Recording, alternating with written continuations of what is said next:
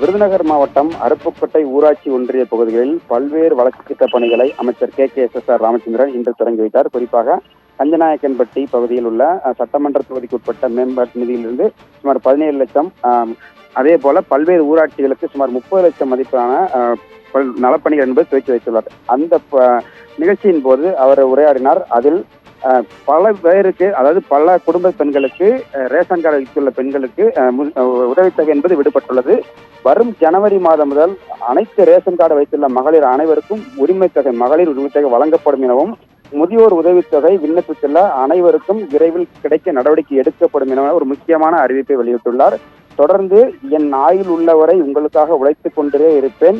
என்னை கடவுள் எத்தனை நாட்களுக்கு ஓட விடுகிறாரோ அத்தனை நாட்கள் உங்களுக்காக ஓடிக்கொண்டிருப்பேன் என ஒரு நிகழ்ச்சி தகுந்த அவர் உரையாடினார். தொடர்ந்து இது குறித்து அவர் கண் கலங்கியதை நம்மால் பார்க்க முடிந்தது.